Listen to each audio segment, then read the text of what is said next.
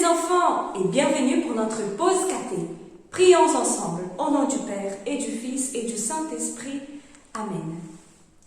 Seigneur, nous te louons pour ta bonté. Nous te louons, Seigneur, pour notre famille. Nous te louons pour la joie de te connaître. Aide-nous à écouter et à garder ta parole dans notre cœur. Amen. Au nom du Père et du Fils et du Saint-Esprit. Amen.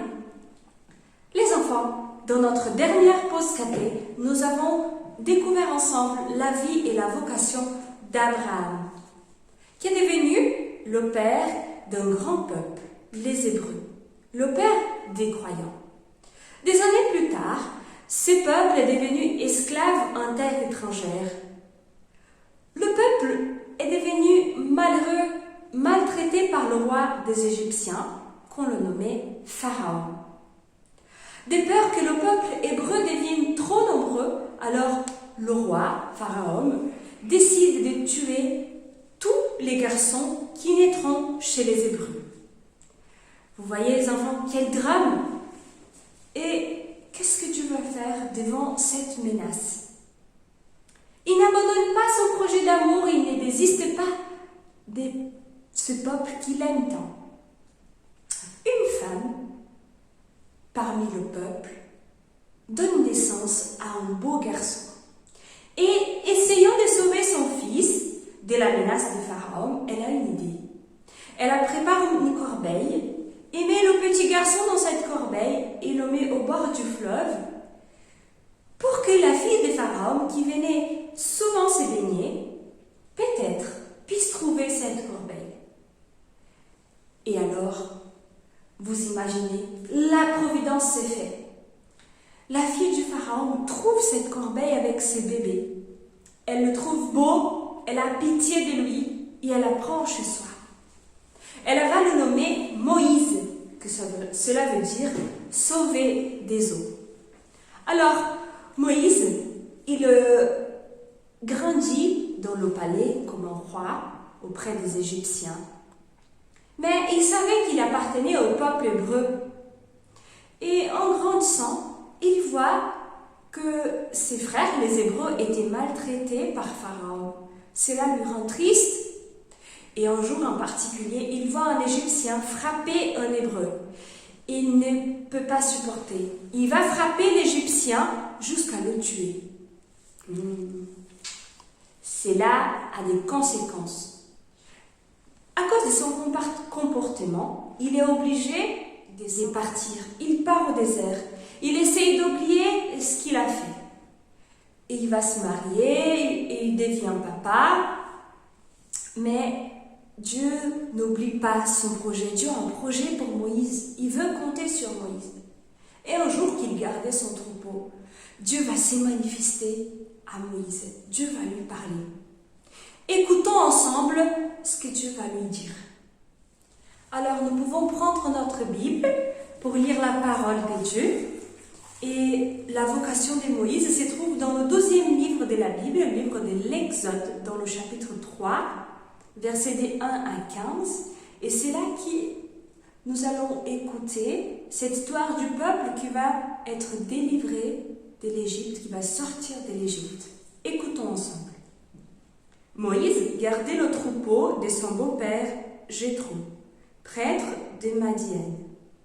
Il mena le troupeau au-delà du désert et parvint à l'Horeb, la montagne de Dieu. L'ange du Seigneur lui apparut au milieu d'un feu qui sortait d'un buisson. Moïse regarda. Le buisson brûlait sans se consumer. Moïse se dit alors, « Je vais faire un détour pour voir cette chose extraordinaire. Pourquoi le buisson ne brûle-t-il pas ?» Le Seigneur vit qu'il avait fait un détour pour venir regarder, et Dieu l'appela du milieu du buisson.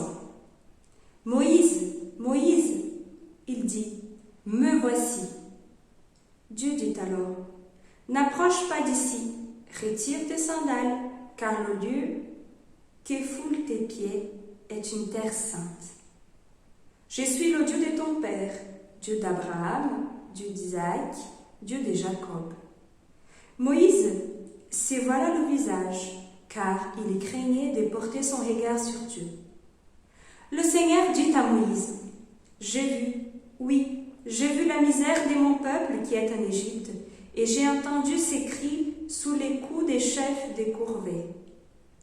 Oui, je connais ses souffrances. Je suis descendu pour le délivrer de la main des Égyptiens et le faire monter de cette terre vers la terre que j'ai promise à Abraham. Et maintenant, va, je t'envoie chez Pharaon. Tu feras sortir d'Égypte mon peuple, les fils d'Israël. » Moïse répondit, « J'irai donc trouver mes fils d'Israël et je leur dirai, « Le Dieu de vos pères m'a envoyé vers vous. Ils vont me demander, « Quel est son nom ?» Que leur répondrai-je? Dieu dit à Moïse, « Je suis celui qui suis. » Parole du Seigneur. Nous rendons grâce à Dieu. Voyez les enfants, comme Dieu se manifeste, quel signe Dieu va donner à Moïse pour dire qu'il est là? Écoutez, il apparaît au milieu d'un feu, d'un buisson. Mais c'est bizarre, vous imaginez un arbre qu'on voit du feu, mais qui ne brûle pas. C'est quand même extraordinaire. Et en regardant cela, Moïse comprend que Dieu est lumière et vie, et qu'il s'est fait amour.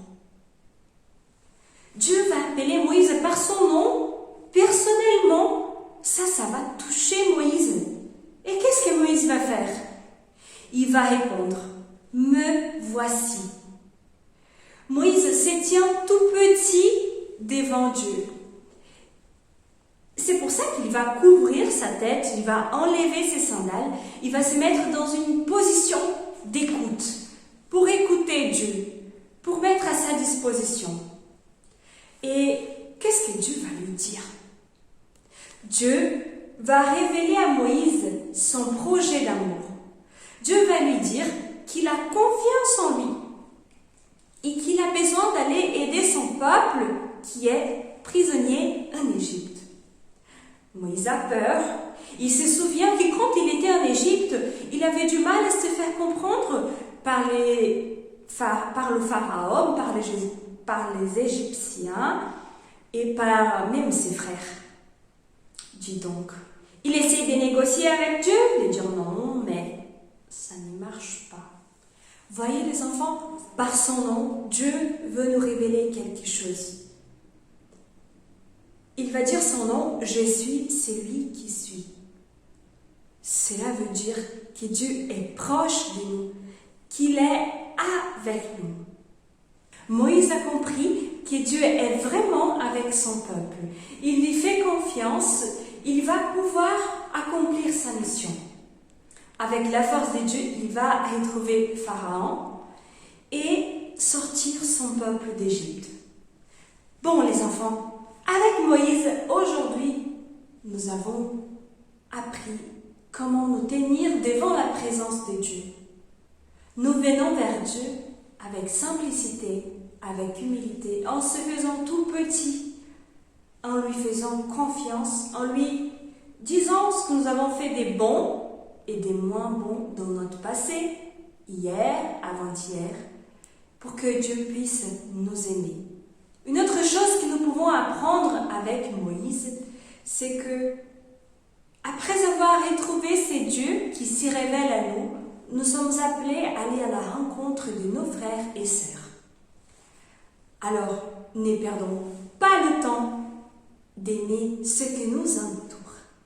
Bon, on va s'arrêter par là. Alors, comme activité, les enfants, je vous propose dans votre cahier d'écrire « Dieu révèle son nom à Moïse » pour bien se souvenir de cet épisode que nous avons écouté et découvert aujourd'hui.